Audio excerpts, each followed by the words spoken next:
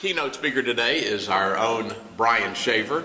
He's going to talk about a ministry that he's been involved in for quite some time in the prisons. No, he's not in prison, but just visiting Correct. prison. I wanted belong to, in he prison. asked me to make that very clear. So I belong in prison. That is true. I'm so glad that Gabe was here today.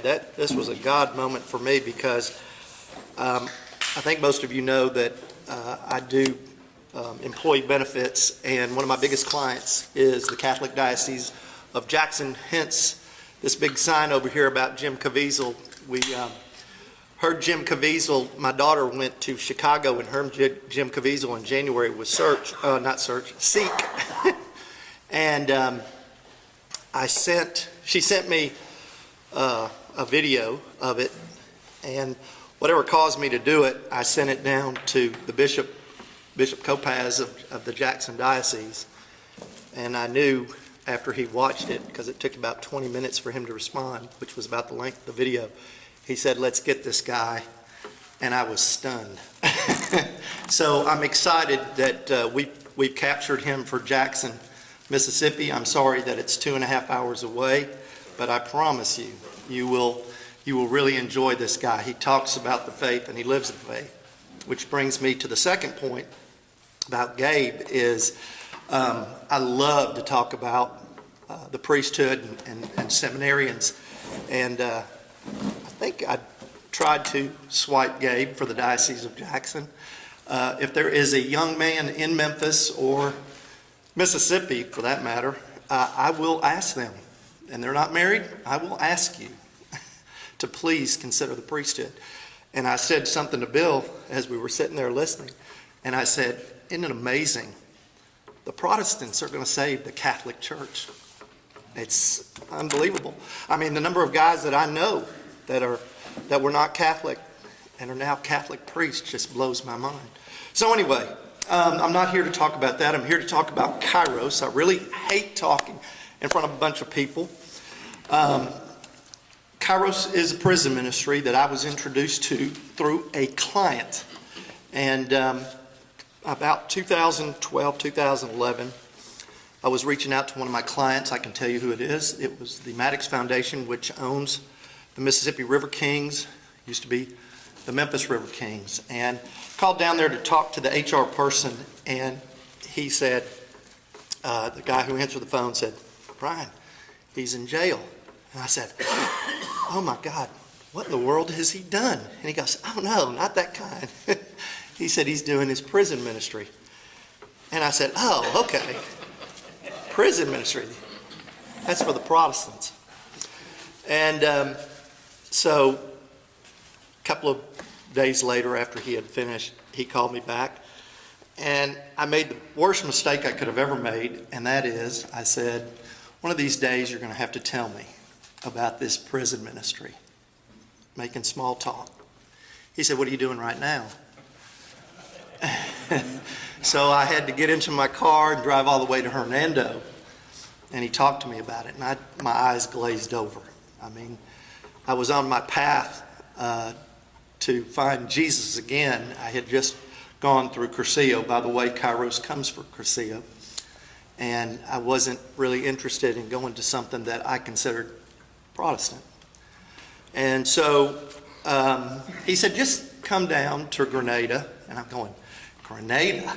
You know how far that is from Olive Branch, Mississippi?" And he said, "It's on a Saturday. You'll be there for about 6 hours." And I go, 6 hours? Are you serious?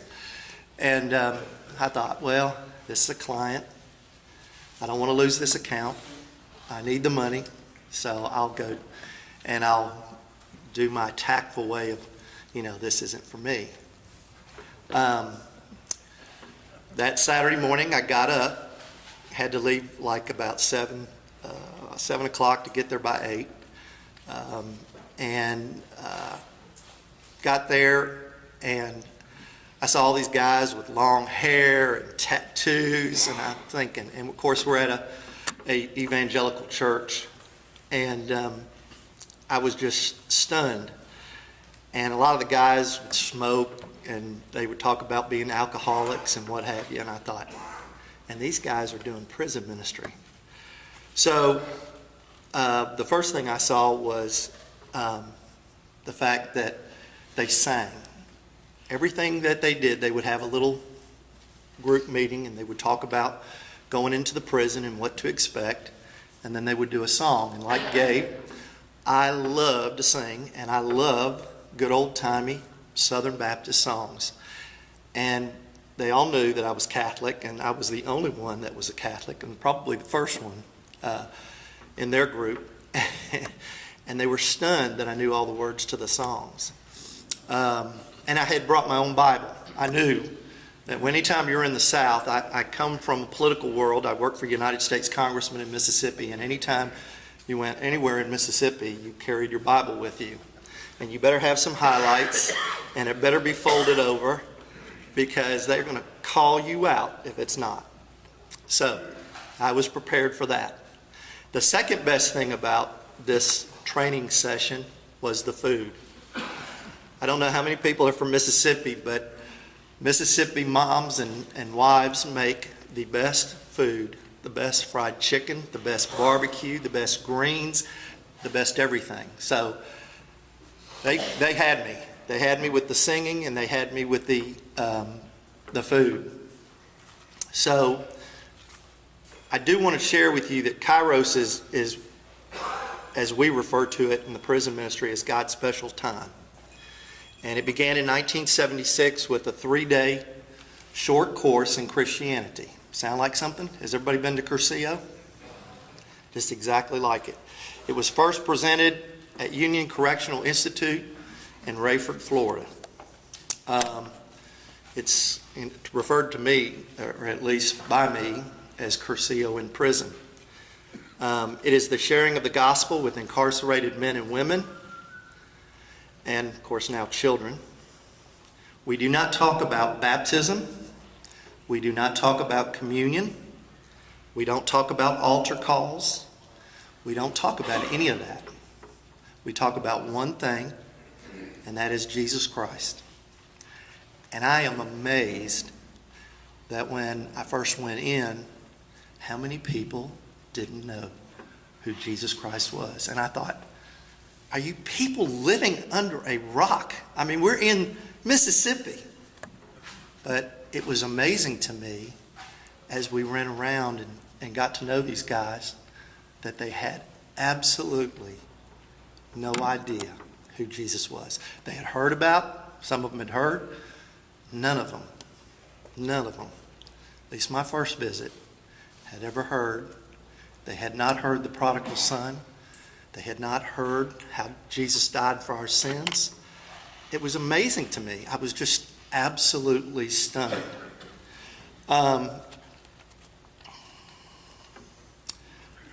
Kairos, what Kairos does, and I absolutely can't believe it because the Bible is not allowed in so many things, but for whatever reason, it's allowed in prison. And so what Kairos does is they bring a church from the outside to the inside of prison. And the reason we do that is because we can't be there 24/7, and we're trying to evangelize those folks in prison. We make no judgments about crimes. We don't ask them about their innocence or guilt, although some will share. We cannot work on behalf of someone that's incarcerated. We can't give them money. We can't offer them a job when they come out.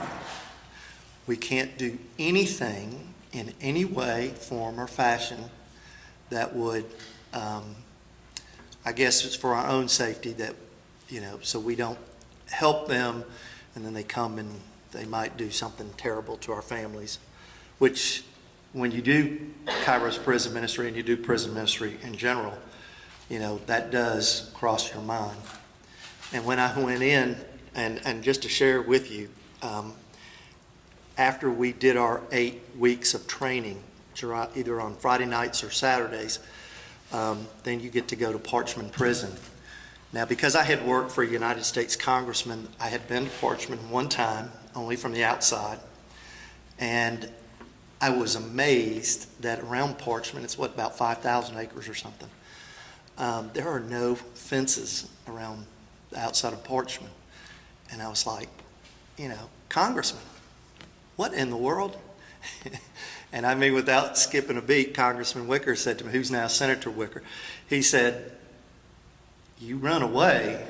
And he said, if the mosquitoes and the snakes and anything else that's out here doesn't get you, there's a guy that's up in that tower is a sharpshooter, and he'll get you. And I was like, this is not a place I want to be. So when I first went, it was just unbelievable to me. There's probably about 18 to 20 prisons on Parchman. There's separate ones, and they're all made up in units. Unit 29 is where the death row inmates are, as well as those who will never get out. They're there serving a life sentence. They have different colors on their, I call it uniforms, that tell you what they are. The red is death row, and you very seldom get to see those guys because they're kept in confinement 24 hours a day, with the exception of maybe an hour, and they get out. Black and white is life sentence, and then they have yellow and green. I don't think there's blue. But anyway, so you drive in and you pass a bunch of these old buildings that look like they were built when Parchman was first built. And my first experience was Unit 29, which scares you to death because the death row inmates are there, but you also are going to see lifers, as we would call them. And you bring, just like Cursillo, you've got to go to them, and we use the gym, and we set up tables. We bring in tables and chairs and tablecloths, books. They can have certain special pens that they can't use. They're really flimsy pens that can't be used as weapons. And what the shocking thing was for me is going in, because around each unit they do have a fence and they do have barbed wire, which seems a little flimsy to me considering the people that are behind there. But when you hear that door clang for the first time, it's absolutely just like what you hear on television. And so we went in, and I was introduced, one of the very first people that I was introduced to was Luke Woodham. And for you folks that have not lived in Mississippi, Luke Woodham, at age 16, went into Pearl High School in Mississippi. And I believe it was 7 people that he killed, 7 students, including it's either his mother or his grandmother. And he's now coming on 40 years old. When our country, all of a sudden, kids started deciding to go to schools and shoot people up, we always thought that would happen elsewhere until it happened in Arkansas, and then again it happened in Mississippi. And I don't know how I felt about meeting Luke Woodham for the first time. I just had a reaction. I come from Republican politics. I come from a conservative background. I have run just about every politician campaign in DeSoto County. And one of the things that, you will always hear in Mississippi is, how do you feel about the death penalty? Now, I've always been a Catholic, and I've always said, because of my dad, that I was against the death penalty because the church was, and there's a lot of different rules as far as that's concerned. I'm not trying to get into an argument about the death penalty, because there are certain cases where the church says it's okay, but in this particular case, my dad had always told us that if anything ever were to happen to him, he wanted to make sure that we all understood that we would not seek the death penalty if he was ever murdered. And thank God that never happened to him, and something that, since I've done Kairos, I tell my daughters and my wife that if something ever were to happen to me, I certainly do not want the death penalty for the person or the perpetrators. So I'm I'm thinking about Luke Woodham because, everybody, that's the big thing, is Luke Woodham, Luke Woodham. And he is a much taller guy than he was when he was 16 and when he was flashed all over the newspaper. He is much heavier. He has a lot less hair than what he had. Until Luke got up and spoke and gave his testimony to us, I don't know whether it was the devil that, was telling me, don't believe a thing this kid tells you. But when he got up and he told us about that day, I was stunned. I was absolutely stunned. And I won't go into too much of it, but I will tell you this, that Luke was a Satanist. He worshiped the devil. The reason he did was because he was not one of the kids that was liked very well. He was bullied a tremendous amount in high school and elementary school and in his neighborhood. I'm not making any judgments onto where, everybody knows the difference between right and wrong, but in this case, I think it's important that you're aware of this. So he follows this crazy religion. And he is talked into turning out to be a murderer. When they arrested Luke at Pearl High School, or a little bit of ways away from it, Luke was taken to the jail. He was stripped, and he was put in suicide watch. He could not even have a pair of white socks, which at that time I'm sitting there thinking, well, son, you should have thought about what you did. And then Luke said, nobody would talk to me. I was in solitary confinement. And he said, you could have heard a pin drop. And he said, I was looking up and saying, Satan, where are you? Where are you? I did what you wanted me to do. Where are you? And Satan wasn't there for him. So I thought, he finally learned. The great deceiver. He's not going to be there for you. We all know that the hard way. So when he said that, he said, the next day, the sheriff came back and said, Luke, I don't think you deserve a thing in the world, but by law I have to do it. He said, but I want to let you know I've got a little package for you. And he said, Mrs. Jones, who's lived here in Pearl, Mississippi for a long time, and I've known her, and she raised me. And she told me that she wanted you to have a pair of these white socks. And she wanted you to have some underwear, because she knew from other people before that what we were going to do to you. And he said, if it hadn't been for Miss Jones, this wasn't going to happen. I wouldn't give you crap. That kindness from that one lady, that one Southern Baptist, just changed his life. Absolutely changed that boy's life. I get broken up when I think about it, because we're taught not to be that way. We're taught to be Christian. We're taught not to hate our brother. And I was stunned.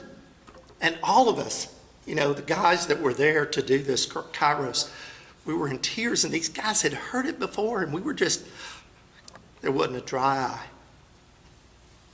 Luke changed the 40 or so men's lives that were there that day. He changed them by that one testimony. And it made for the rest of the 3.5 days that we were there. I will tell you that the other thing that drove me absolutely crazy was, does anybody know Woody Welch here in Memphis? He owns, Woody? Woody is a saint. He started MS Carriers with Mike Sturdivant. He owns, what's the name of his business? I can't think of it. Sitting there right off off the expressway. Yeah, I can't think of it. But anyway, Woody has got more money than anybody. He brings them in the best food that you can possibly imagine. I'm talking bacon wrapped fillets, shrimp right off the Gulf. He brings them Oreo cookies, and we have all this food. And I mean, we serve these guys. It is the most amazing thing to participate in, is the fact that we serve these guys. And it is so much like the story of Jesus at the Last Supper, where he comes in and he washes their feet, and they're going, Lord, we should be washing your feet. But no, we wash theirs. And it's absolutely an amazing event. I've just got a couple of minutes. I want to tell you about Jerry Meditol. Jerry Meditol killed his grandmother, and then he killed a Batesville policeman. When they tackled Jerry, it was one policeman. And it was his friend that Jerry had killed. And he went and got up, and he pointed his gun at Jerry and fired the gun, and it misfired. That changed Jerry's life.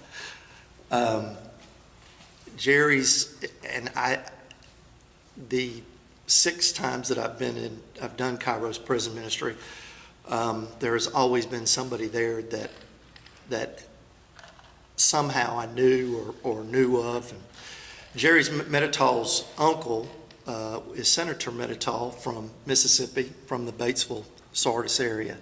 I had campaigned for him. I had worked with him. I couldn't believe I was meeting him. And Jerry got up and he shared his story with us. And a little bit later, I went over and talked to him, and he said, the one thing that I would just love more than anything is for my uncle to forgive me for killing his mother and my grandmother. And I said, well, you just need to pray about that. We're still praying about it because, for whatever reason, Senator Meditol, who's a fine Baptist, has not found it in his heart to forgive Jerry. An event that happened to me at the first one was one of the guys that was at my table. It's very similar. They put 3 free world people with 6 inmates, and we're there to help them as they go through this little program. We talk about Jesus. And we are not supposed to ask what you're in for. And my youth and my immaturity, that was probably one of the first things I said. And of course, God used it. So it was probably the Holy Spirit that made me say it. But he said, I was incarcerated because I robbed a woman at the Walmart in Olive Branch, Mississippi with a gun. And I'm going, seriously? In Olive Branch, Mississippi? I'm from Olive Branch. And he says, do you know Knox Painting? I said, yeah, I do know Knox Painting. That's just one of my clients. He said, it was one of their employees. And he said her name. I said, I know her very well. Name is Sharon. He said, will you do me a favor? This was at the very end. He said, would you tell her that I'm sorry? I said, I don't know how this is going to go, but I said, I'll try to do my best and I'll tell her. That following Wednesday morning, I got a call from Sharon. She was asking about health insurance and the rates and something or other. And I said, hey, by the way, Sharon, before we get off, I said, I started doing prison ministry. And I said, I need to tell you something. I said, you were robbed at gunpoint at the Walmart in Olive Branch. And she said, yeah, how'd you know that? And I said, the young guy that used to work for you that robbed you by gunpoint, and I told her his name, he wanted to have me to tell you that how sorry he was. And I'm not kidding you. You talk about a guy that was scared, because it got very quiet on the end of that phone. And I was like, I'm going to lose this business. And all of a sudden she comes back and she goes, Bryan, are you going to see him again? And I thought, uh-oh, here it comes. And she said, you let him know that he's forgiven. Whew. I'm not kidding, y'all. Still makes me cry. This has been about 6 years since I've done this. It is amazing what you can do. You know, we're told there's part of the gospel, and John, you may know it, what gospel it's in. And it talks about us going out and spreading and sharing the gospel. If you want to figure out, I used to sit there at Mass and say, when that came up, I would say, how do you share this stuff? Well, I can tell you, the Kairos prison ministry is the most unbelievable thing that you will ever see. And it's very simple, and it teaches you how to share the gospel. And and you've got these minds that have no clue who Christ was. They have no clue about the Bible. I mean, their idea of bringing in the Bible is the Gideons, and they take the pages and roll it up and turn it into marijuana cigarettes. I didn't mean to point at you, John. Like you knew, I didn't.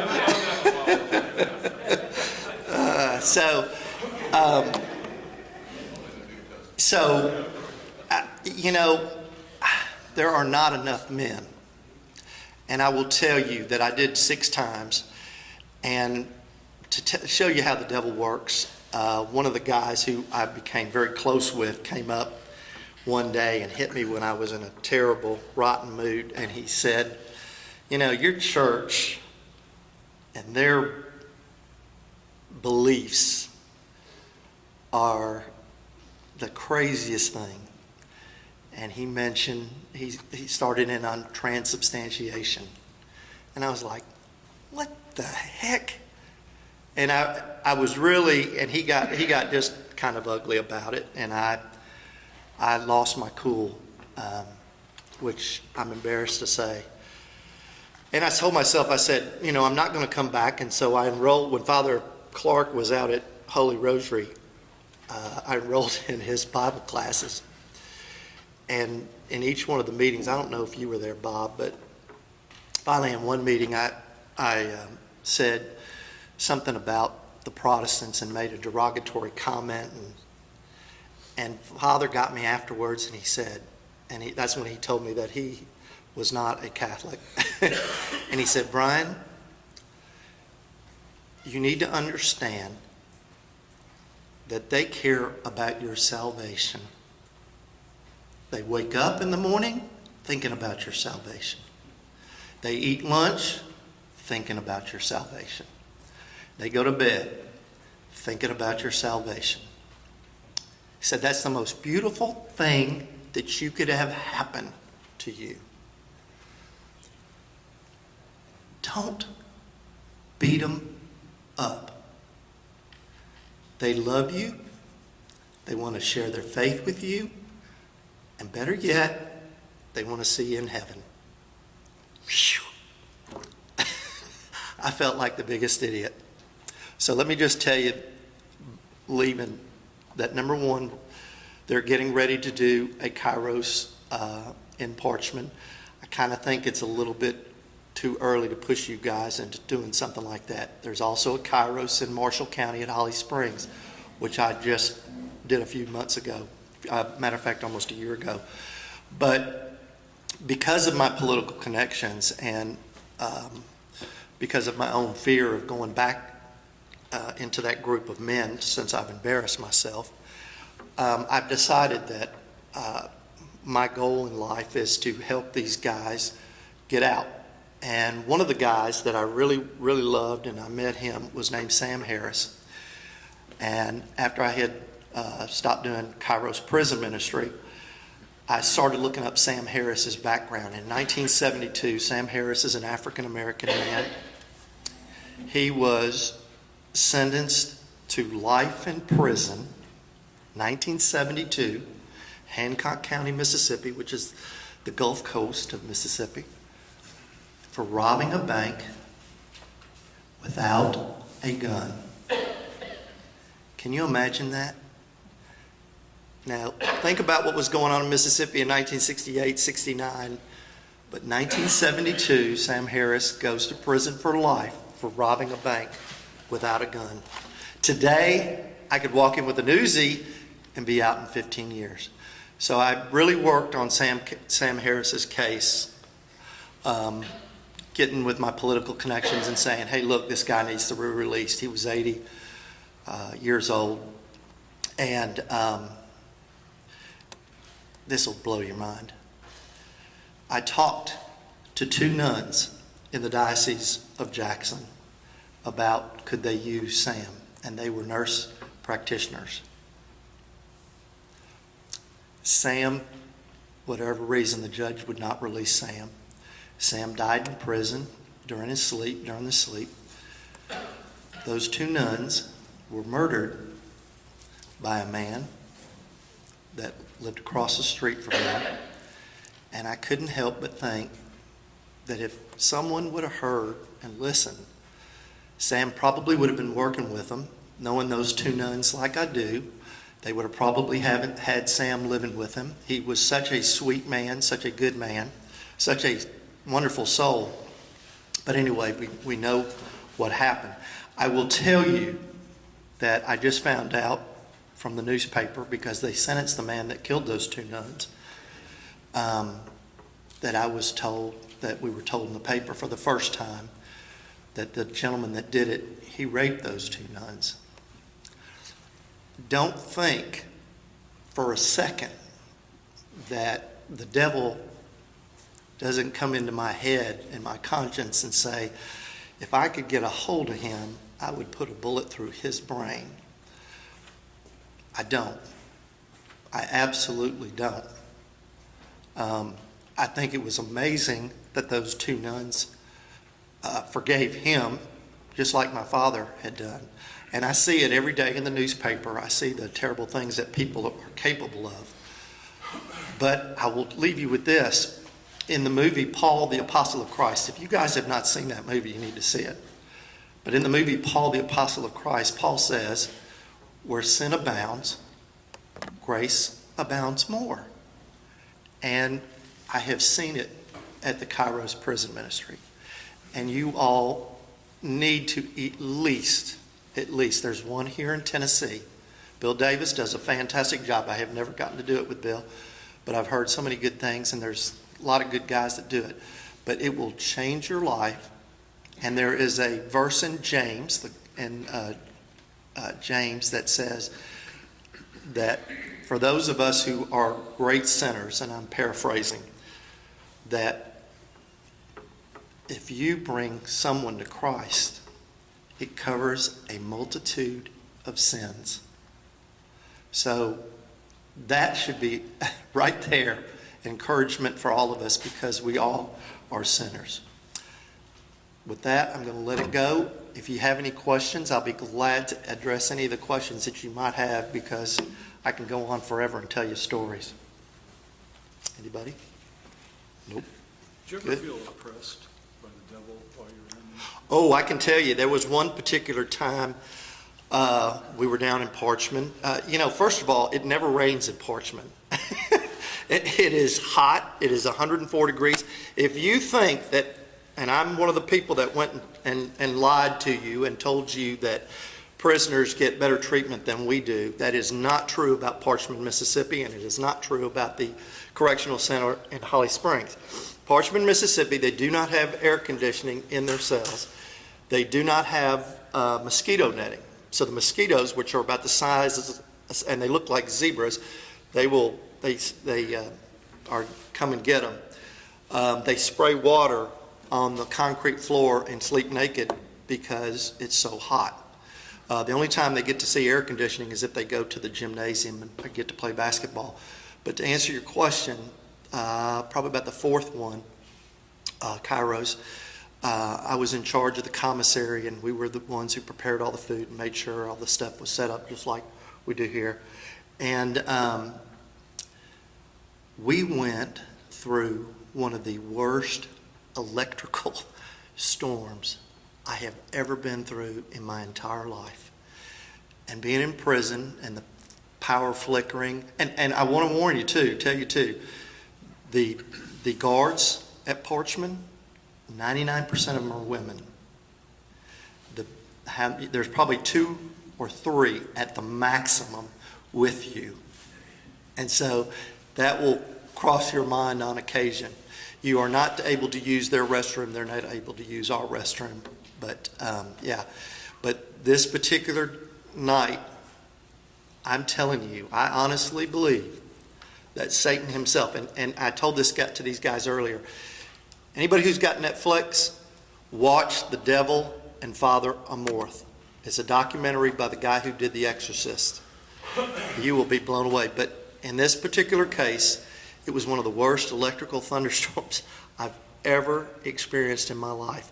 And I will tell you, I honestly believe that the devil was furious with us, and he was doing everything that he could possibly do to prevent us to be there that night, that weekend.